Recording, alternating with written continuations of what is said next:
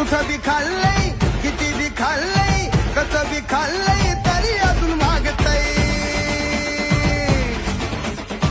कुठं बी खाल्लंय किती बी खाल्लंय कसं बी खाल्लंय तरी अजून मागतय गावरान कोंबड always गड्या टेस्टीच लागतय